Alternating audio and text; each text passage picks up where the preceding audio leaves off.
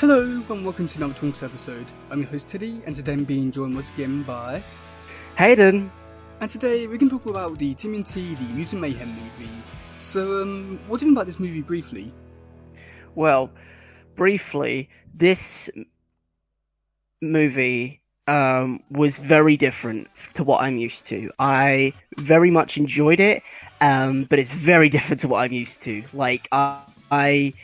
It was just so out there, so different, and I really did enjoy it. I think that for me, this was one of the hardest movies for me to really get into.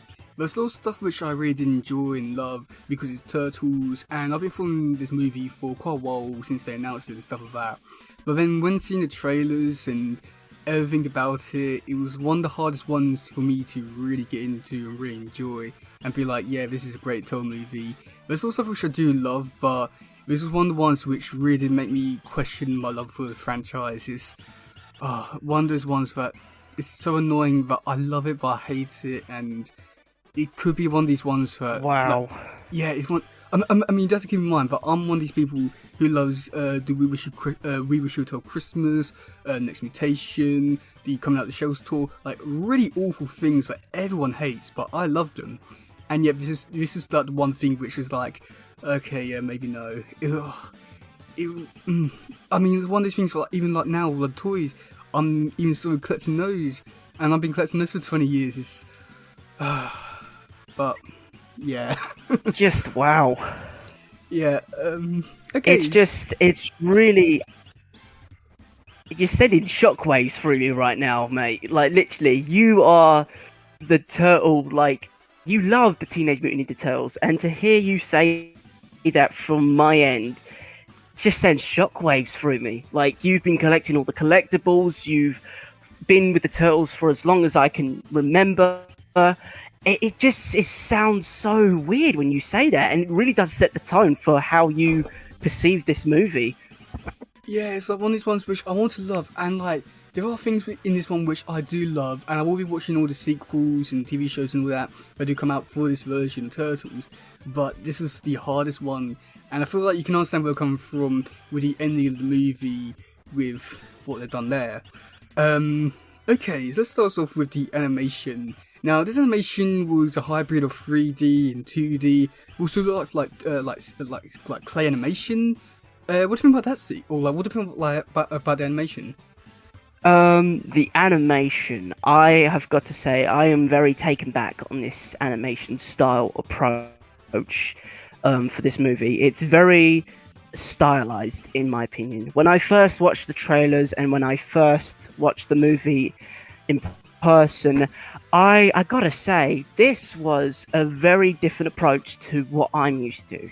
I haven't seen this approach used in, I'd say, a fair while. I think what this reminds me of, this style of animation, is from the Miles Morales series, from the Spider-Verse, if you get where I'm coming from. Yeah, I can definitely see that. And also, like, it's sort of like the Puss in Boots Last Wish, I think it's called. Like, a lot of vibes in that as well. Yeah, definitely. Like, they're taking this animation and stylized approach to mainstream level, which is very interesting because it's a new thing that's coming out, and I have to say, we don't see much of this stylized cartoon version in movies or in mainstream media these days because it's considered unprofessional or childlike. But for this movie, I believe it's worked so well because it captures the essence of what a teenager is, of how it all links together about being a teenager and acceptance and all of that. And of course, this animation helps so well because it puts us in the perspective of like a friendly and inviting world to explore, and two, it just kind of shows that this stuff is becoming more mainstream and becoming more popular. And I believe this animation they've done so well with this animation, and I really do like where it's going. Oh yeah, the animation was one of the things which I was really looking forward to. I think this has to be one of the best tell movies and one of the best movies they've ever animated ever.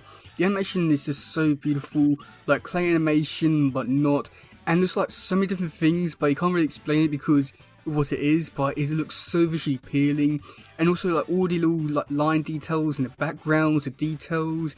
I just think it's like one of these movies. I think like Spy-Verse, like one of these ones. Basically, you just go through and just find like new details every time, and it's just so amazing. And as much as I love the animation, I would like it to change, and not because like a bad way, because I love the animation, but I think it'd be like a really visually interesting thing if they were to do like each movie to change it up so like it looks more like clean and professional, so that like that way you can like show the turtles are grown up and see the turtle like seeing it from their perspective, or seeing like the world in a clearer vision.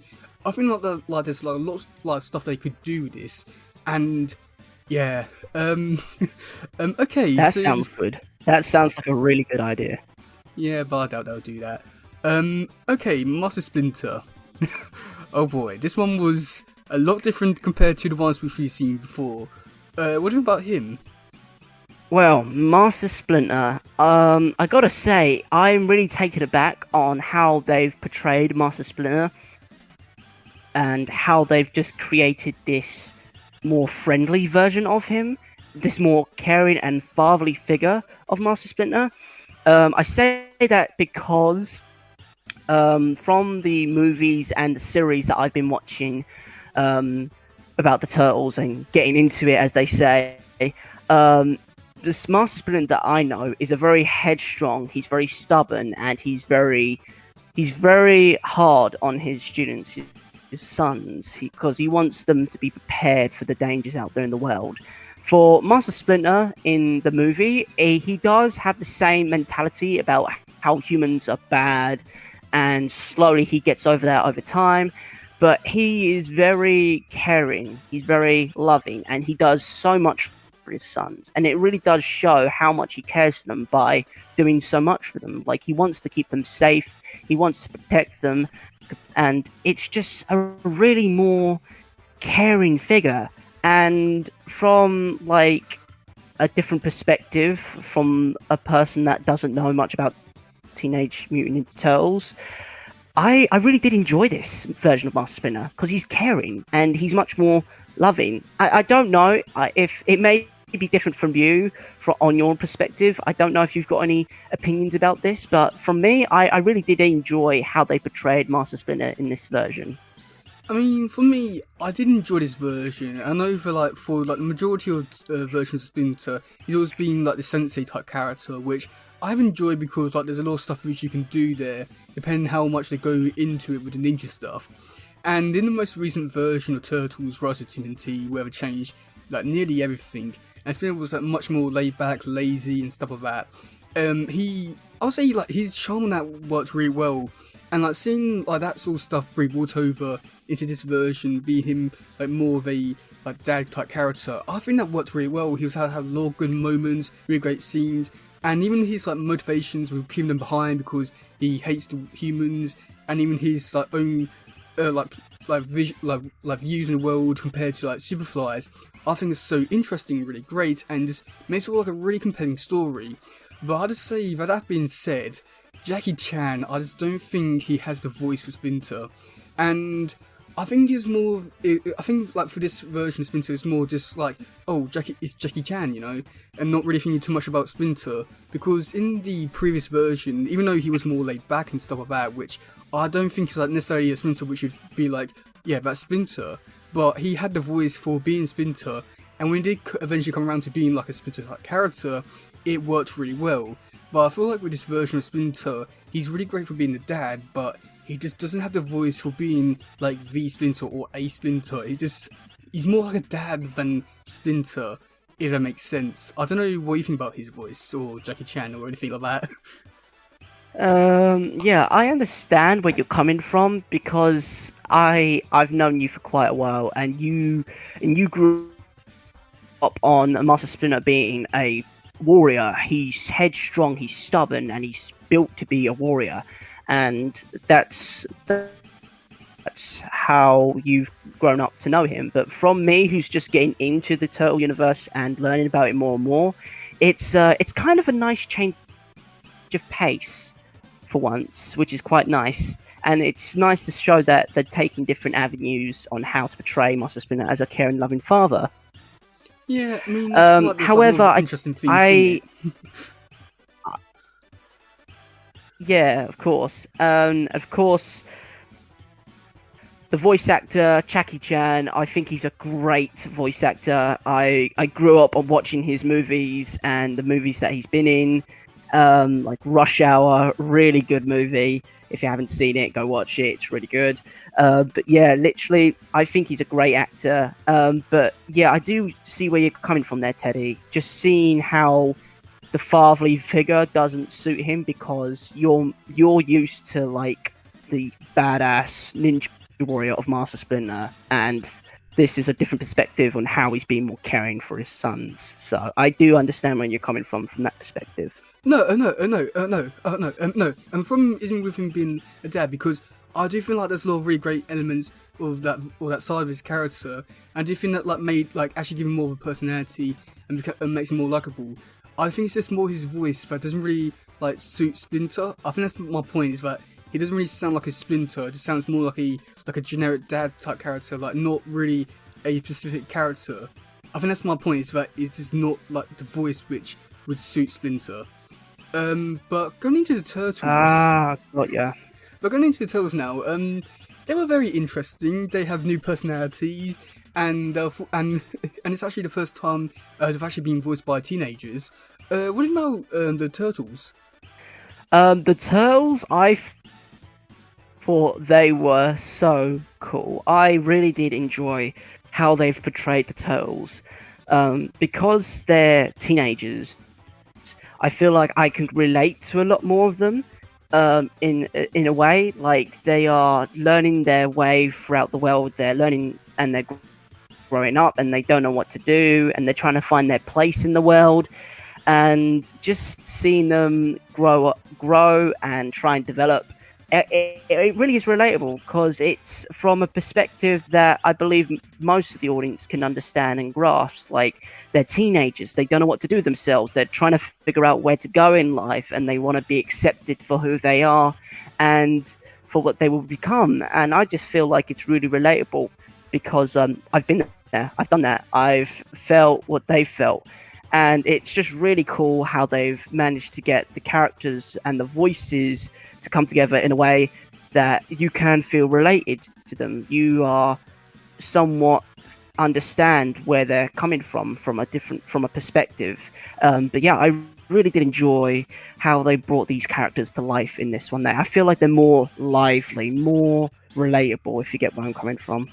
Yeah, I mean, I think that like with that being said, with them being relatable and stuff like that, I think that's like one of these things they can't really say, oh, this version did it better because of this and this, just because for a while there, people were saying 2012 was the most relatable one, that's the most like teenagers. But the thing is with that is that the whole concept of the teenager and what teenagers actually do and all that is like forever changing, so I feel like that's going to be like one of those things for like in like next 10 years, like it'd be like saying that about like next version of Turtles. But I do feel like, but I want to say with the actors, it's impressive that for once they're actually getting teenager actors. I mean, that shouldn't. I mean, I don't know. That's. I feel like that's something which should be like mind blowing because it's like the first time. But like in like 40 years, it's the first time. But me didn't really care too much for it, just because they're actors and all that. But with them being lively, yeah, that worked really well. I don't know. They feel more. I don't know how to say it, but like actually there. Compared to like other versions of Turtles, where like they're in the scene, but they don't really have the great interactions. But like, it feels like they were just like recording them from the actual like recording booth, and they was just taking like all that stuff and putting it in there. And that was the case because for like most of this movie, they said it was like improvised. And I just say like if it was improvised, and they did a really great job because it just feels so natural and great. And I think this might be one of the best version tools in terms of like the interactions with them being more lively, and I do hope they do like take this like side of things and do bring it into like the TV show that's coming out soon, as well as the future movies, like and basically making feel more lively. With some of the Turtles, I have a few little opinions. Mikey, for once, actually made him really funny. Love that. Leo, I think he's really great. The only thing was a little bit weird because he's not actually doing anything with machines, but I can see potential there with being more into anime and stuff like that, but Raph feels like he's the character that's just like a character which I don't really know what to really do with him, but he's just there because I'm gonna give him like the sarcasm and cool but rude attitude, but then also give him and basically also give him also the the anger side, but it just but I feel like it conflicts too much with it. Okay, so talking about April. Now, this version of April, she's very different, and this version of April got a lot of hate because of her looks, but I feel like we're old enough and mature enough to look beside that and talk about her as like a natural character. So, what do you think about her as a character, and whatever else you might think of her? Well, April O'Neil in this version, I was completely taken back on how they've perceived April. At first, I had to like think like who's this person, who's this character that the turtles are talking to, and then of course when she says her name, April O'Neil, I'm thinking, oh my gosh, this is April. Like taken aback upon that. Um, don't get me wrong, I really enjoyed April O'Neil in this movie. Like it's a new perspective that we're seeing, and I believe they've done that quite well. It's just it took me some time to like get a grasp on things because it's so different to what I'm used to seeing, and I bet it was the same thing for you, wasn't it? Because you're so used to seeing one thing, and to see it change, it's quite a shock to the system, isn't it? Well, I'll say that because I already knew what April looked like going into the movie, it wasn't really that much of a big shock, but because in the Rise of Timothy, they did also make her black as well, so like it wasn't one of those big things like, oh my god, I can't believe it changed all this and all this and this and this and this and this.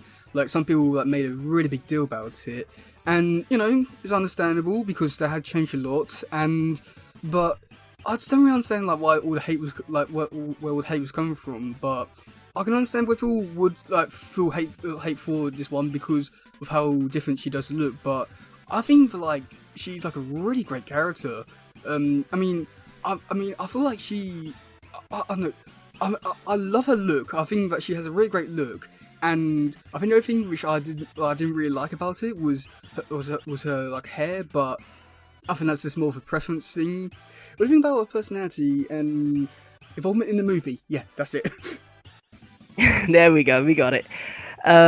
Yeah, I believe they've done a really good job with April O'Neil in this version. I believe that April in this movie was a really quite a cool April. Like she has this whole personality, which is completely different to what we're used to seeing, and I think they really did a good job on it. Like she's more lively, she's more different, she's out there, she's bold, and which is really cool to see.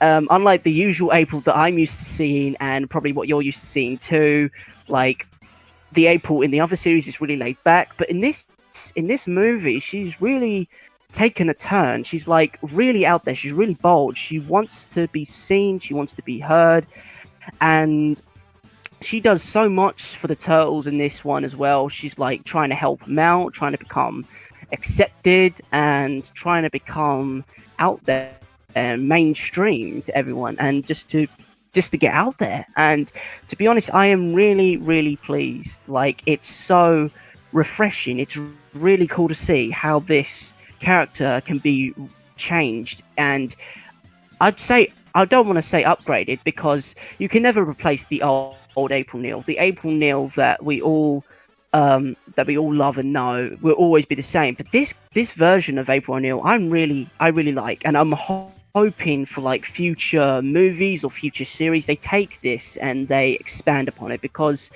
this could be a really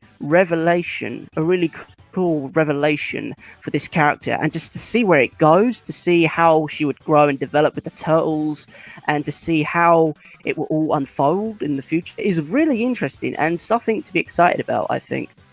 Yeah, I mean, I think that this could be hands down the best April so far.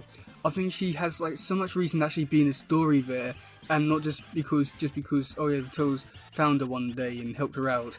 She actually has like a really good reason to be in the movie. She helps Turtles out. She has like so much reason to be in it, and really great personality, amazing voice as well.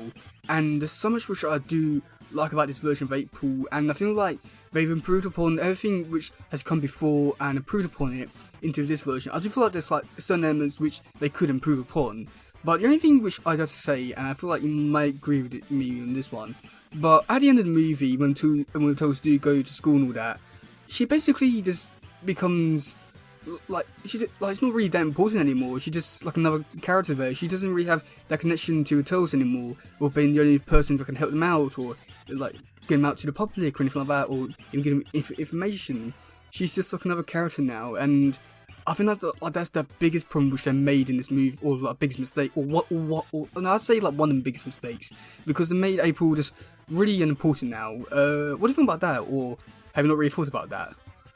To be honest, now that you say, I can see where you're coming from. I think that may be a problem. Like, if they were to expand this version of the Turtles into other series and movies, is the problem that April will not have that flair anymore. She will not have that same aurora that she had in the first few scenes of this movie. Like, she was bold, she was out there, she's made all these plans to track down Superfly and help out the Turtles become who they are now. And it's just, I do see where you're coming from as well. And yeah, it does feel a bit weird. I do understand, and I do agree with you on that one. Yeah, I mean, I think this can be something which we'll have to wait and see, because they could do a variety of different things. But going into the villains, what do you think about Superfly? Well, Superfly, to be honest, it was a really cool character. And I mean, this character is on par to some of the favourite characters that I've seen so far within the series. Like in the 2012 series that we've been watching, like Chris Bradford and all of those characters. But this Superfly, he's a really different character. He's really engaging. His whole perspective, his whole personality is just really cool. And it's refreshing to see all these different characters, all these supervillains. And it's really cool from my perspective. And seeing all these different villains become headstrong about eliminating the human race and all of that such. But yeah, I found him to be really cool, and of course the voice actor for him was really good as well. It was just really good how they put it all together, and I think that he's a really cool character. Yeah. And just to say, with oh, excuse me, it just bit my tongue there. We can cut that out, right? Yeah. Okay. But yeah, literally, I think. Yeah, but no, literally, how they've taken Superfly and given him this whole personality was really cool. And I'm not gonna lie, I'm gonna talk about the voice actor. Ice Cube, I mean, come on, like, the Ice Cube as Superfly, like, Ice Cube, come on, that is just awesome to me. Like, Ice Cube, like, growing up was really cool. He's got so many good songs, and of course he's been in some good movies that I've seen growing up, and just to see him in Superfly is just really cool and really refreshing, and how they've taken a different turn with this supervillain, and I really did enjoy it, how they did it. I want to say the complete opposite. The actor, I don't think I've really seen him in anything I've seen him in, so I can't speak about that. The character himself, I found him to be, like, menacing, but in like a, I don't know, in like a threatening way, but at the same time not really, like, horror level threatening, if that makes sense. But I did enjoy him as a villain, but I think, again, like, because in the ongoing series, there's a character called Old Hob, and he's a mutant cat that basically has the same, he's basically a Superfly in the movie. And I think it's one of these things, because even though I did enjoy the character Superfly, my only question about all of it was just, why didn't you just take Old Hob and put him in there? Because it's basically the same character, except this one is a fly and the other one's a cat. So I think that's my problem with it, but I thought he was okay, and a really great villain, and I would like to see a lot more of him. But he does have henchmen, or hench people. What do you think about the mutants? The mutants. I was really taken back on the mutants. I'm going to say that word quite a lot because it's so different. It's so cool. And with all the different mutants, I got to say I really did enjoy it. Like, for instance, Leatherhead. I believe it's Leatherhead, the crocodile Yeah. one. Yes. Yes, thank God. I thought I got the names wrong. Thought I got them mixed around.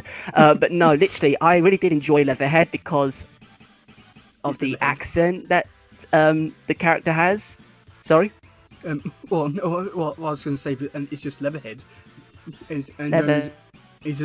Yeah, literally. But yeah, literally, Leatherhead was pretty cool. I loved her voice, the Australian accent. It was just incredible. Like, she was like headstrong, and it was just the accent, the Australian accent, and the whole personality of her being an alligator. It was just incredible. And of course, with the other ones as well. God, how could I forget all the names already? Gosh, Bebop, this is terrible. Rocksteady, Mondo Gecko, Mondo Gecko. Yeah, all of those were great in my opinion. I really did enjoy it. Like the voice actors as well. They played their great part in developing these characters. Like the voice actors for Mondo Gecko, Paul Rudd. Like, come on, it's Paul Rudd. It's Ant-Man. He's playing as Mondo Gecko. We got who else we got in here? John Cena. We got the Yeah, John Cena. That's another great one as well. Seth Rogen, Can't believe they somehow wrapped him. Yeah, Seth Rogen. I can't remember who did the voice It's of incredible. Genghis Frog. Like all these Genghis Frog. Here it is. Hannibal. Hannibal did Genghis Frog. A really great actor and an even better voice actor as well. It was really incredible how they've brought these characters to life through their power of their voice. Like really talented actors, really talented voice actors, and I believe they just made these characters feel more alive, more comedic, and just bring a lot more to this world. Yeah, I have to say that with these characters, I really enjoy them just because, I mean, like being Rocksteady, they've had, I mean, basically they've been around since the 80s cartoon, so they have a lot of nostalgia.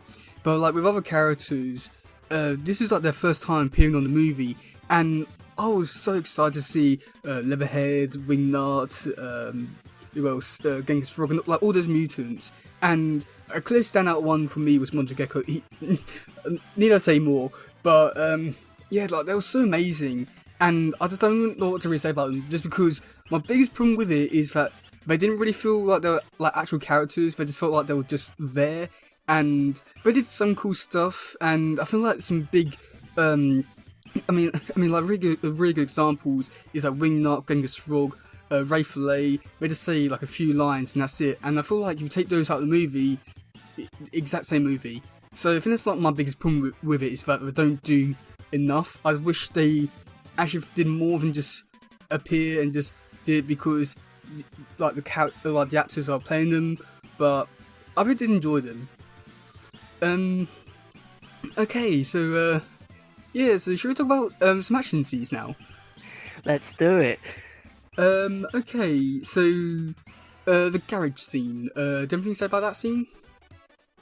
The first scene where we see the Turtles actually fight.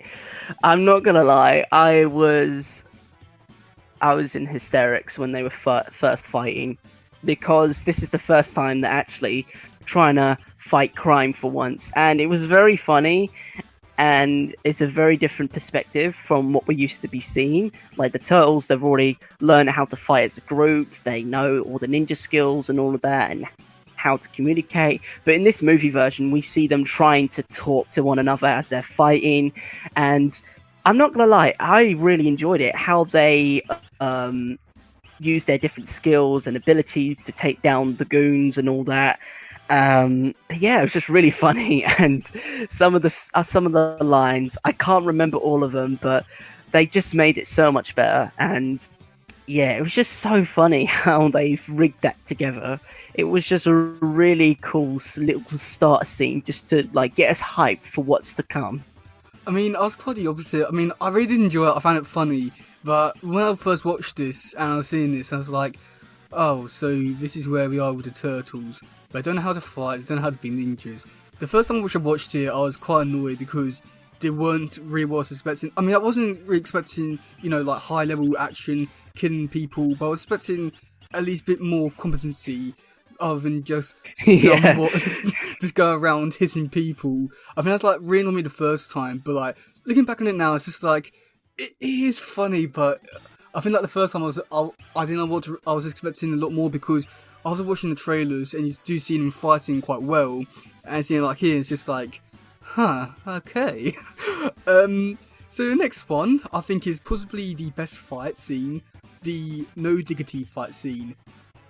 Um, yeah, don't take us away with that No scene. gig. Oh my gosh. To be honest, the note it was just really Wait, the note did it? Uh, Hold on a sec. Sorry, I'm just trying to recall from my notes. it was a scene Oh where like gosh, that's a scene that I didn't get down. Damn it! I've written about everything else. I was a scene where the turtles are fighting all the criminals to the song. Did that make sense? Ah, It was just before they met up with Superfly. yes. Now I remember. Sorry, I just needed. Yes, this was really funny. I really did enjoy this. The beat of the tune even made it better as well. Like how was just it was just so it was so good how they managed to rig how they fight with the beat of the music. It was just really cool. Yeah, I think that like with this fight scene, they really like knew what they wanted to do and how to perfect it. The animation worked really well for what it was trying to do. The song worked really well with the timing and just the action. Oh boy, that was yeah, I loved it. I think it might be one of the best and creative and fun fights from any version of Turtles. I really did enjoy that one. That one's always put like a really big smile on my face just because like, wow, this is really great. But the next one, the one with the turtles fighting Superfly in the van and find his song, hey, hey, hey, yeah, I said hey.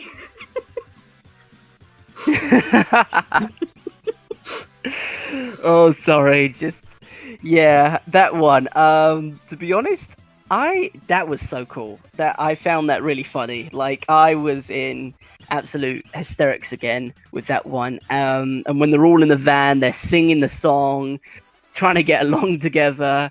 Oh, just it was just I don't know why. I just found it so funny. And then of course when they started fighting, it was just a completely different turnaround of events. And of course, when Mikey slams on the brakes in the van and everyone goes flying out the windscreen, um, and Mikey's just there in slow mo with Mondo Gecko's like, "What's going on?" It's like, "I'm so sorry." Like he was really sincere because those two like get on like two peas in a pod. If you get what I'm coming from, like they're so good Yeah. as two different characters, like brothers from another mother. If you get that, but yeah, I it was really funny, and I just loved how they just used the songs as well. Like they've used the songs quite well in this just to create it more of a lively scene. But yeah, I really did enjoy the fight scene, and I'm gonna say as well, I really did like how Wingnut went to the turtles and say, "Please stop this. I'm telling you nicely, Superfly will absolutely kill you if you don't. Just please." And I like how they want to not kill them because one, they're mutants, and two, they've never seen other mutants than themselves. So I understand that they don't want to kill them because it's like, oh, we don't want to kill them. They're mutants. We've never seen other mutants, but we're gonna have to because they're getting in our way. It was a really fun and interesting fight, and I really did like how they played it out. Yeah, I think that with this scene in particular, just like with just like with the last one, I think it's like one of these scenes for like they knew what they wanted to do and they knew that this was going to be a fun fight scene and they went all in with it. I think that the song which it chose was perfect. It was just one of these ones where just you and just have a big smile on your face watching it and just can't think anything else but it's just amazing. Okay, so the next one is the one with Splinter versus TCRI people. What do you think about that scene there? That was pretty cool. To be honest, I wasn't expecting Master Splinter to take them on because he's quite old and he's more of a caring and loving figure. But to see Master Splinter still kick ass and to see him fight off the TCRI guys was pretty cool. And I'm not gonna lie, first of all, he proper slams that stun baton right into that TCRI's guard's neck. I don't know if you saw that. Yeah. When he got the stun baton and he shoved it right down there, it's like he straight up killed him. Like, oh my god, that was like, I was not expecting that at all. But of course, they can't show any blood because of like, you know, they got to keep it PG for everyone else. But yeah, just straight up, just killed the guy, knocked him out cold. But yeah, seeing him fight the TCRI guys and saving his sons, that was just really cool, and I really did enjoy it. And of course, when he uses all the weapons from the turtles in the locker, I thought, oh my gosh, this is going places. This is going to be an awesome fight scene, in which it was. And I really did like how they've played this one out again. And going back to what you said before, they knew what they were doing. They've acted it out perfectly. They've chosen the songs for it perfectly. And they knew what they were doing. They wanted to create a memorable scene to that particular moment. And I think they've done an excellent job on that. Yeah, I have to say though, this scene, I really enjoyed this one, and I think this is where like a bit conflicted on Splinter, just because I think it shows like this is like the best part about Splinter in this scene was the fact that he was able to be the Ken dad character, which I really did enjoy. He did have quite a few good funny moments, but just going in there and just wanting to bring the toes home like that. But then I'd say like when he starts fighting, like properly fights, like fighting with the chair, ninja weapons, I think it's like where I'm like, okay, well if he can do that, then why didn't they like merge it together so he's more like in between, where he's like fatherly and kind to the turtles, but yet still is more of a ninja. I think that's like, this is like one of the scenes where just like all the bits were there to make him a great, or if not the best Splinter. But yet it's one of the scenes, but like I really did enjoy it. But okay, so then for the final fight scene, we do get to see the turtles, all the mutants fighting Superfly. Oh boy. Yeah, what do you think about that scene there? To be honest, I was not expecting it at all. Like, to be honest, there were so many times within this movie that you felt like, oh, they've did it. They've taken down Superfly. They've done it. And I was thinking, oh, okay, they've done it. And then 5 seconds later, boom, he comes out, a whole different character. He's back. They've got to fight him again. And of course, you believe that they've defeated him, and then boom, he comes back again, and you're thinking, how long and how strong is Superfly? How can they not defeated him yet? Like, there were so many times, for instance, when they got rid of the machine and he's plunged into the water with it, you're thinking, oh, the movie's over. It's like, oh, that's all right then, the movie's over, they've defeated him. But nope, he comes back as a giant super mutated, to be honest, I don't know what he is. He's a combination of all these different animals, and I'm not gonna lie, kind of weirded out by it. Like when he goes to the zoo, right, and he takes all the zoo animals and he turns them into this one giant glop of a mutant of a leg. I was like, that was the only thing that weirded me out in this movie. Like that was the only thing that was that giant gloop of mutants. I don't know how to describe it. I don't know what it was I saw, but that was the only thing that weirded me out. Feel like it was so cool how they've done it. Like they've got all the mutants, all the animals somehow stuck together. Really weird, but cool at the same time. Yeah, I mean, I think that with Superfly turning into Super Duperfly, I think like they're really leading into the whole mutant mayhem stuff, and I think that works really well. But I'll just say that like with the final fight scene, it's probably one of the more disappointing parts about the movie, is because you got all the mutants, they don't really fight him. They just go around the city trying to take the one canister, and then the turtles themselves are just. I mean, I would like to quote Leonardo here when he's talking to Michelangelo: improvise. Like that's not really much of a Leonardo thing to say. He should be giving plans out and stuff like that, but. And then also another thing, another thing like this fight, Michelangelo is the only one who actually hits him in the eye. That's the only hit they actually give him, and it's really annoying because I wanted to really enjoy this fight scene, and like there are elements of this fight scene which I do like, but I think this one was just it was a little bit of a letdown because they could have done so much with it, and like all the options and possibilities were there with like so many mutants, the big mutants, the other mutants fighting, even the humans, like so much they could have done, and yet this is what they did, and I feel like it was a bit of like a letdown, but it was like an okay letdown. Like it was still enjoyable, but there was like stuff which they could have done to improve it. Yeah, I do see where you're coming from that as well. They could have done so much more with it all. But yeah, I do see where you're coming from with that. Okay, so the next thing, which I feel like could be an interesting thing to talk about, the origin story. Now, this one we do get to see Mars Splinter. He's there, and then he comes across the turtles, and he brings them up on like videotapes and YouTube videos of ninjas. And also they don't get accepted by the human world because Mr. Beast says, monster. What do you mean by that scene there? To be honest, I just quickly want to say before I get into this, I will not lie. Why are the turtles so darn cute before they turned into like the mutants? I'm gonna say this. They were really cute, and I say that because it was, I don't know, like how they portrayed the turtles when they got covered in ooze.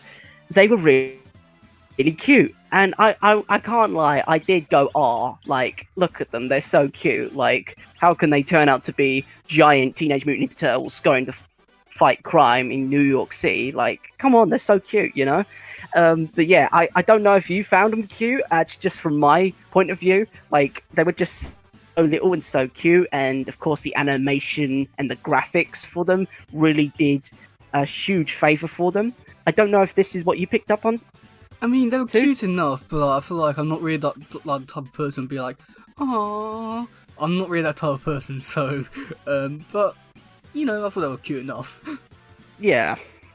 So what do you think about like the actual origin story of Mars Splinter's whole origin, with the new origin, but learn YouTube videos? To be honest, it's very modern. They've come into the modern age now. They've learnt technology. Surprise Master Splinter knows how to use technology. But yeah, just seeing them learn from YouTube and the tapes and all that, it was a really nice different way of how they learnt and taught themselves how to defend themselves in this crazy world that they're in now. It was just a really nice different change of pace for once. Oh, I'm quite the opposite. I mean, with the most previous versions of Turtles in movies, everyone hated their origin just because Mars Splinter learned how to fight from a book. And I mean, I wasn't.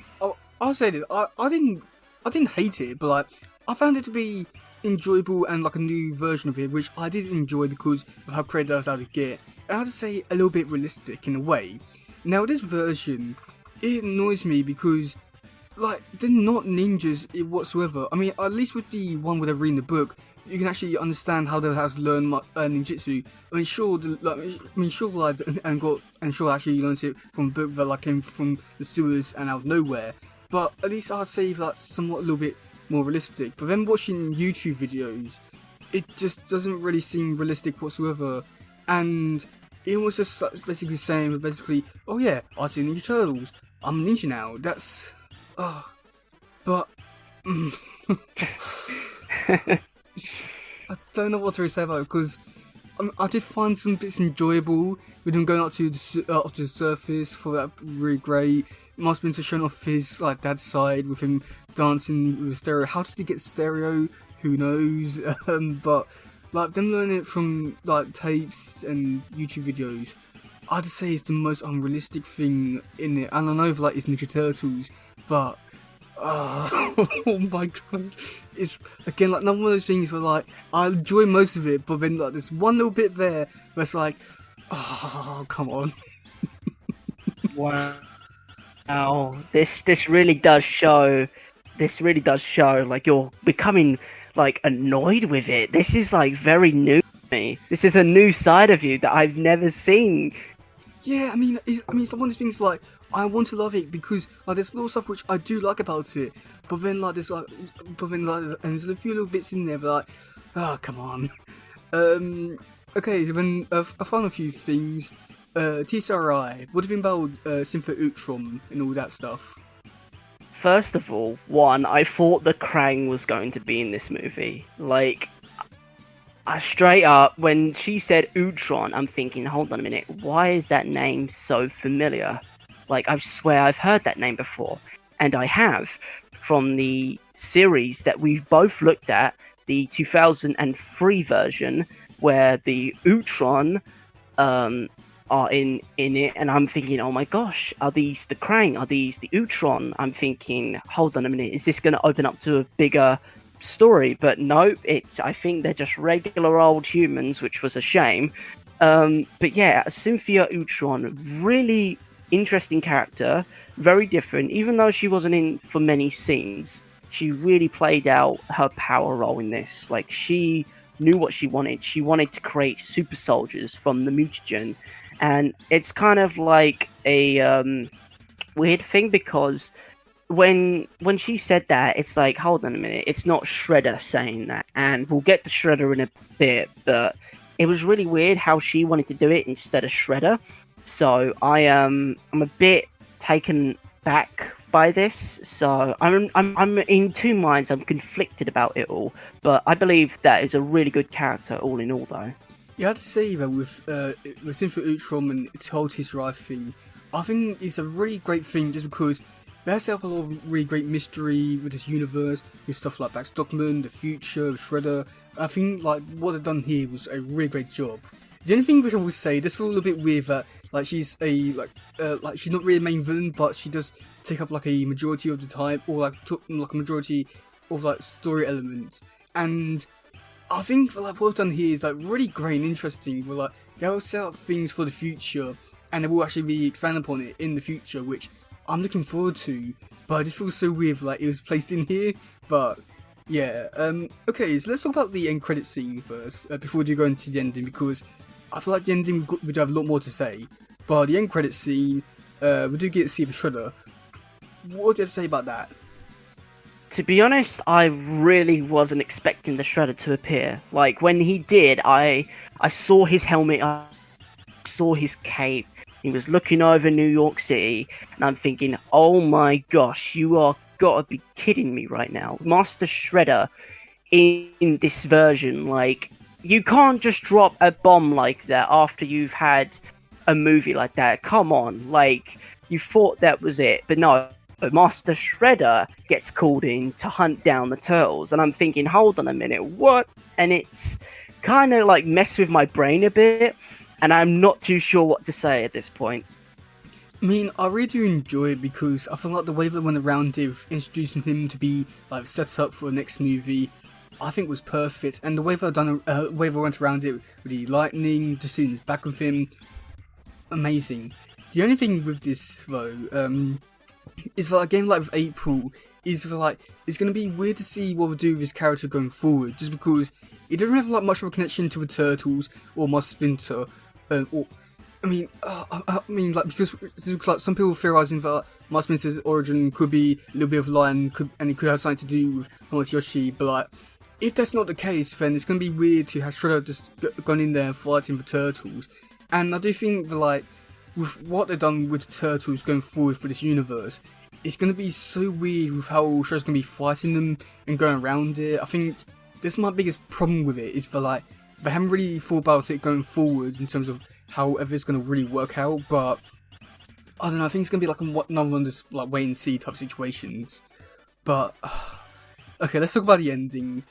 So the Turtles go to high school and they're accepted by the humans, and oh boy. Yeah, what do you think about that scene? Okay, before you say anything, this was the only bit that was a bit confusing and, in my opinion, a bit of a letdown.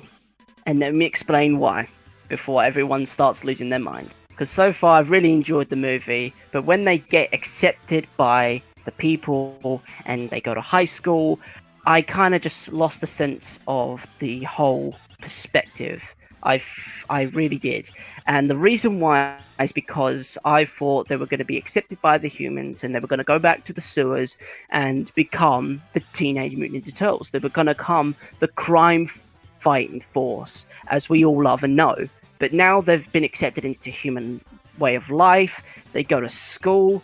They're somewhat, I don't know, normal, which is weird to say.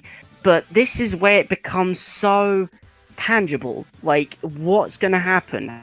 How are we going to see the Teenage Mutant Ninja Turtles come back and crime fight against everything else, like Shredder, Cynthia Utron? Like, how is that going to play out? Like, this is the only problem that I have with this movie, but it's just so weird how this is going to all play out. Like, it's really messed with my mind.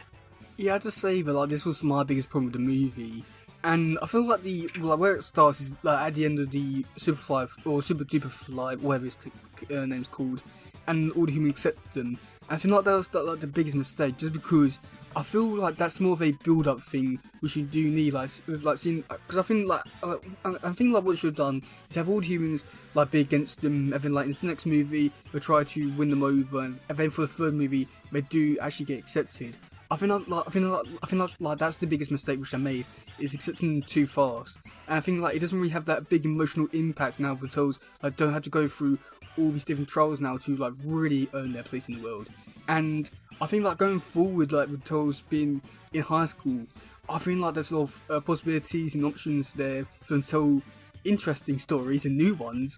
But at the same time, I think like what this version of Turtles is really going for in terms of like my biggest problem is the fact that they're like really straying away from what they actually are, like Ninja Turtles, because at the beginning of the movie you got to see them like fighting crime, you got to see them like in the stores steal food and all that, but they can't do that now because people know them. And also saying that like stories about like them being in high school, it's, I don't know, more or less impossible, just because like all humans are going to be around them and want to be their friends, and if you want to do like setting stories, well, none of them can do bully stories because every person in the world knows like and have niche weapons, they're full Superfly. So I just think that like it's going to be interesting to see where they do take it all, but I do think they have screwed themselves so much just because they can't do like Ninja Turtle stuff anymore. I mean, it will be interesting, but it really is not like Ninja Turtles anymore. Yeah. But Nah, definitely not. And this is the only downside that I have to this movie, and I think you can agree with me on this one, can't you? yeah, I mean, oh god, I think like the ideas are there. I just think that the way that they ran around it, I think that if they'd done this movie in like the third movie, when like the Trolls actually like went through all the trolls or trying to get people to win them, and actually feel more sympathy for them when they do fall down and stuff like that. But like going straight into it in the first movie, it feels like basically abandoning all the Ninja Turtle stuff which people want to see and trying to do their own thing. And I think like that's the biggest problem with like they're not Ninja Turtles anymore. They're just teenage turtles now in the human world, and yeah, boy. But yeah, what do you think about this movie overall? Overall, doubt it. Looking past all the bad and the negatives about this, which is only one big one that we've just talked about, I thought this movie was absolutely amazing. I really did enjoy it, and it was so different. It was so out there, and I think the main reason why was because of this whole animation, the art style, the graphics that they used was absolutely incredible, and I really wish to see them use it a lot more in future stuff, what they hopefully may do. But yeah, I think it's because I've really enjoyed it because of the graphics, animation, and how relatable it is from my perspective. Like, we all know what it was like to be a teenager, don't you, Teddy? Like, we all knew what it was like to be. We were trying to figure out our place in the world. We were all clumsy, a bit geeky here and there, and we were just trying to be accepted for who we are, and I do understand where they're coming from. They're trying to create this storyline to say, look, it doesn't matter who you are, you could just be accepted for what you are. Like, no one cares. Like, everyone's the same at the end of the day. Everyone's human beings, and we should just accept for everything for who we are, really. Which is a nice story to tell. But and from those 2 points, I can gladly say that I thoroughly enjoyed this movie because 1, it's different, 2, it's bold, and 3, it's interesting. It's a whole new perspective on the Teenage Mutant Ninja Turtle series and the Turtleverse itself. Yeah, I'll just say that I really did enjoy this movie. I do think that this is still one of the better Turtle movies we should have made, and there's so much fun bits in this movie with the fight scene, the interactions with the turtles, and I do think that this is one of the better ones because of those reasons. But I do think that going forward with how they more or less have screwed themselves over with them being in teenagers, it'll be interesting to see whether they do take it all, because I am interested to see what they do with it, but I just don't think, my main problem with it is there's all stuff which they did do in this movie which was really great, but yet there's some bits which changed, which is it's so close to being perfect. But I think for the teenager bit with them at the end, I think it's going to be interesting to see where they do take it, but I think they have screwed themselves over. Okay, so do you want to hear some comments? And we have so many comments. Right, let's hear them. How many have we got? We probably don't have too many comments to go through today. We have 363. Come again? 300. We have 363 comments. Hang on. Holy smokes! I just refreshed it. We got 366. Oh my god, it's gone up. Yeah, I was quickly just go. Oh wait, let's go through some of them. Neon Taxi. Wow. They put it was the most fun I've had with anything TMNT related. I was shocked how many people thought this movie was just okay or disliked it. But a lot of them were people who still think the original TV show is the best thing ever because their refusal to accept the passage of time. And yeah, I do think that's a lot of people. I do think that's a lot of people were who've hated to come through this movie that they don't want to watch new stuff and accept it. But yeah, Wizard of Hops, they put really enjoyed it, but I think that I missed Spin's origins from the 80s cartoon. Also wanted more of Superfly and April. The pacing switched speeds too much, and the second that's needed more something. I killed with I killed Mufasa. That's the actual. Wait, what? That's the actual name. God damn. Okay. Yeah, so they put. I thought it was a duty. The Golden Ghost, they put. Absolutely loved it. Felt familiar but fresh. Looking forward to more of this. A lot of people were just saying that it was a great movie and stuff like that. I'm gonna try and find a negative one. I don't mean to bring down the mood or anything, but it could be interesting. Smile Colin, they put, I'm 39 and thought it was a pretty fun experience. Probably my most enjoyable since the original movie. It movie had no business being as good as it was.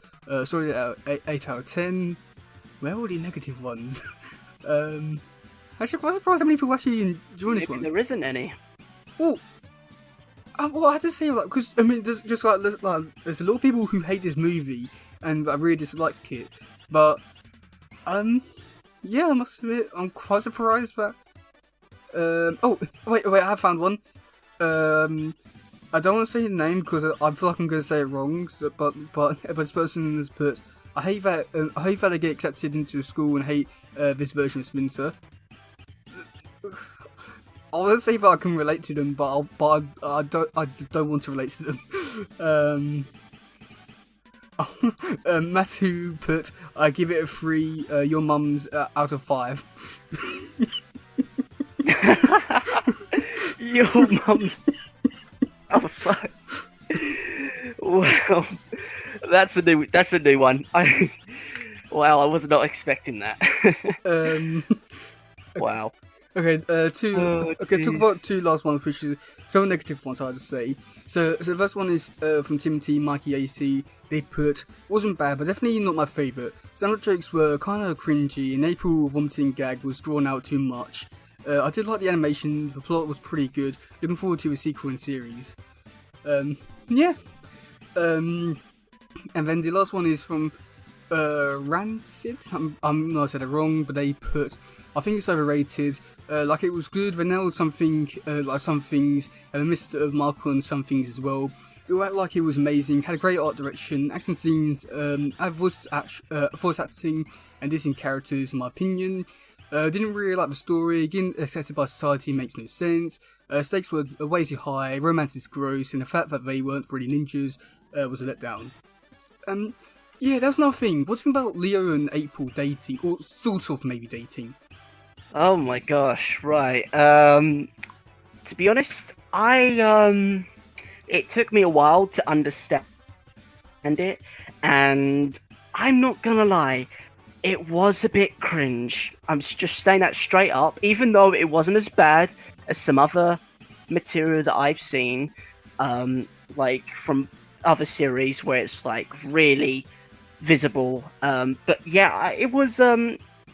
I'd say it's alright. But it was just really quick on how like Leo's just somehow fallen in love with April O'Neil at first glance, and yeah, it's to be honest, it's not as bad as the situation with Donnie and April. Like I thought is literally going to be there. I thought we were going to have another Donnie and April situation, but turns out it's Leo this time that's gone head over heels for April, which is just a real big shock to me because I've never seen Leo to be the lovable type. You know, I've never seen him like go after a woman before. Like it's very very different, and it's another, like I said before, it's a shock to the system. Like it's a very different take on things, which to say that I'm used to it is that I'm not, because I've seen April and Donnie, not Leo and April, which is kind of weird. It kind of makes me shiver a bit, you know? It's going to take some time to get used to. I understand that, but it may be good, it may be not good. We don't know because this is just the first version of it. So, what are your thoughts on it, though, Teddy? What do you think about this? I mean, I'll just say that out of the four turtles, I always thought that Leo made more sense because of who he is, and he does make more sense. And with this version, I don't know what to say because it was like quite quick, but they didn't really lean all the way in with it, and I think that's like what made it so great with this version is the fact that like they're slowly building on it, and even though Leo does have feelings for April and wants to make moves on her and stuff like that, but April, I know, I think it's an interesting one because it's at the very start of it, which I think there could be a lot of potential, and I think the way that I had gone around it has been great so far. To the point where it's like a little cringy on the other side, but like not like cringy and like, oh I hate it, but like cringy like, oh my god, I can't believe we've done that, but enjoyable at the same time. Compared to like other versions where like Donnie was just straight up cringe and just unwatchable and oh sorry, yeah. But like with Mikey in the 2014 movie where he's creepy, I will also like say one phrase which he does say in the movie. I can feel my shell tightening. It says that to April. So at least it's not creepy or cringy, but it's a nice amount of just what they're doing. And I do think like there's potential here to do a lot of interesting stuff. So yeah, do you want to hear some trivia about this movie? Let's hear it. Okay, so and do have two big cameos in this movie. So as one which is done by Mr. Beast, and it's the person who like is the guy that like pinched Muskin's ears and goes, this costume, that guy. So I feel like that's gonna be like one of those scenes which had to go back and be like, oh my god. And also another big cameo was Kevin Eastman, the person who created Turtles. He was one who, when Musminter was down and he had to get help from the humans, and there's one guy who went, like first person who helped him, that was Kevin Eastman. So yeah. Oh wow. So, and then the next one, after producing R-rated comedy films such as Neighbours, This Is the End, and Good Boys, This is Point Break's first family-targeted movie, and I think it's a decent job. Okay, next one is unlike all... decent job. So next one is unlike all the and saying like and next one was saying that this version Donatello's the youngest, which what do you think about Donatello's voice? I think it grew on me, but it was hard to like at first. To be honest, I thought it was alright. Like, I think Donnie's voice was alright. I didn't pick up on it too much, but of course, when he screamed, when the knife went into his leg, you could definitely tell, like, he's more childlike because he's, like, screaming at the top of his lungs like a little baby. Like, come on, mate, it's a knife in your leg. So what? You're a turtle. Get over it. So next one is that this is the second animated movie for theatres. This marks the first time the titular turtles themselves are voiced by actual teenagers. Meh. Trent Reznor and Attic Ross previously composed Pixar's Soul and won an Academy Award for Best Original Score. It is the second film they worked on. That's cool, I guess. This is the first Timothy movie to be rated PG since the 2007 movie. This is the first... oh god. Okay, so this next one is a weird one because this is the first time for Nickelodeon using the old Nickelodeon movie logo. This is also... oh god. This is the first time in... what's going on? So this is the first time in Nickelodeon movie that they say the word turd, piss, and nipples. What? Yeah, that's part of trivia. Okay. That's somewhat interesting trivia, I guess. Yeah. I don't really know what to say about that, mate. So then the last one, and saying basically, Masayoshi, he was supposed to be an original version of the movie, but he was cut because it felt too forced in. Okay, so with the cast, we're not going to go into looking into any of them because they're all pretty famous, and yeah. So for the voice actors, April was voiced by Ayo Edebiri.